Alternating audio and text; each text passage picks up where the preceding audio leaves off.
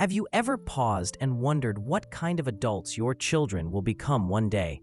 Not just in terms of career or achievements, but in the way they treat people, in how they handle stress, and in how deeply they're able to connect with others.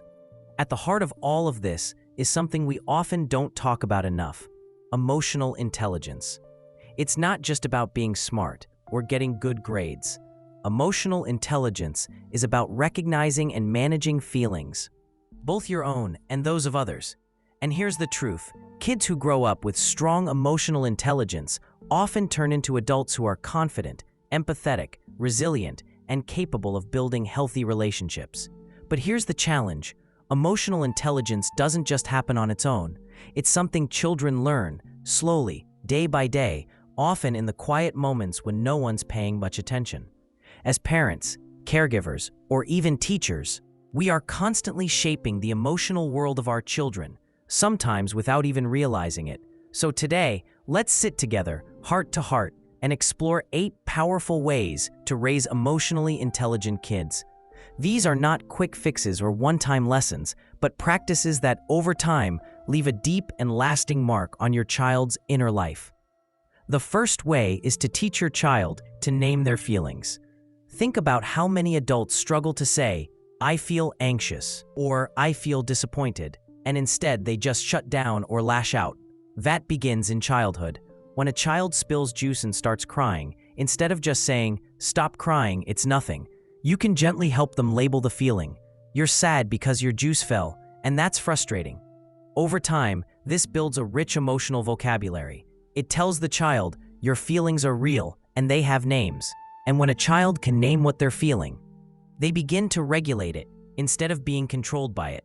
It's like giving them a map of their inner world. The second way is to model emotional intelligence yourself. Children watch more than they listen. If you slam doors when you're angry, they learn that anger equals aggression. If you bottle up sadness and say, "I'm fine," when you're clearly not, they learn to suppress their feelings. But if you can pause and calmly say, "I'm feeling overwhelmed right now, so I need a minute to breathe," you show them a healthy way of dealing with emotions. This doesn't mean you have to be perfect. No parent is. But even admitting, "I made a mistake and I'm sorry," teaches them humility, empathy, and accountability in a way words alone never could. The third way is to validate their feelings, even when you don't agree with the behavior. This is so important.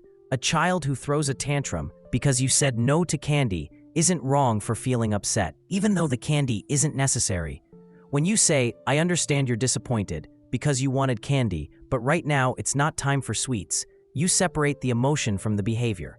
You're not allowing the tantrum, but you are acknowledging the frustration. Children who grow up feeling heard don't suppress their emotions, and they don't explode as often. Instead, they learn that feelings are temporary waves. They come and go, and they can be managed. The fourth way is to encourage empathy through perspective taking. Empathy is one of the cornerstones of emotional intelligence, and it starts small. If your child grabs a toy from their sibling, instead of just saying, "Give it back," you might gently ask, "How do you think your brother feels right now that the toy was taken?" This doesn't just correct the behavior.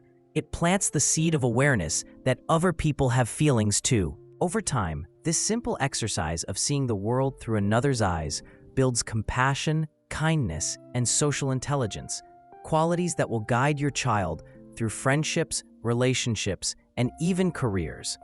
The fifth way is to teach problem solving instead of rescuing them too quickly. It's so tempting to step in when your child struggles, to tie their shoelaces, fix their homework mistake, or solve their argument with a friend. But every time you rush to fix it, you rob them of the chance to develop resilience. Instead, guide them through the process. If they're upset because a toy broke, ask, "What do you think we could do about it?" Maybe they suggest taping it or asking for help. The point isn't to find the perfect solution, but to teach them that emotions and problems can be handled step by step. This builds confidence and self-trust. I can face challenges, and I don't have to panic. The sixth way is to practice mindfulness and self-regulation together. Children are naturally impulsive. They feel big emotions and want immediate relief. That's why teaching simple, calming techniques is so powerful. It could be deep breathing before bed, counting to 5 when angry, or even taking a quiet walk when overwhelmed. Doing these things with your child makes it a shared practice. For example, if you're both feeling stressed, you might say, "Let's sit together and take 3 deep breaths." Over time, these little practices become tools they can carry for life, ways to pause, reflect, and choose their response instead of reacting blindly. The 7th way is to create a safe emotional environment at home. Children need to know they can express themselves without fear of judgment or punishment. This doesn't mean allowing disrespect, but it does mean letting them feel safe enough to say, "I'm scared," or "I'm angry at you," without being shut down. When a child knows home is a safe space, they won't bottle up emotions or seek unhealthy outlets elsewhere. They'll learn that vulnerability is not weakness, it's strength. And that sense of safety becomes the foundation for open communication, even as they grow into teenagers and adults. The 8th way is to celebrate growth, not perfection. So many children grow up believing that love is tied to achievement, good grades, winning games, or being well-behaved. But emotional intelligence thrives when children feel valued for effort, progress, and character. Instead of just saying, "Good job for getting an A," try saying, "I'm proud of how hard you studied, even when it was tough." Instead of praising only the outcome, recognize the process, the patience, the kindness, the persistence.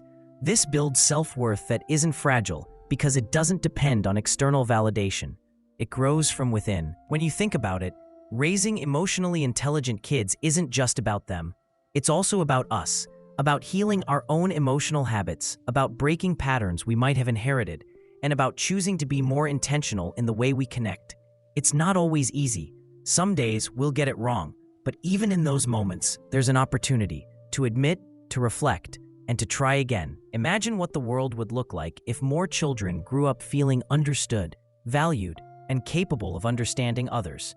Imagine workplaces, families, and communities filled with adults who can manage emotions without aggression, who can communicate without fear, and who can lead with empathy instead of ego.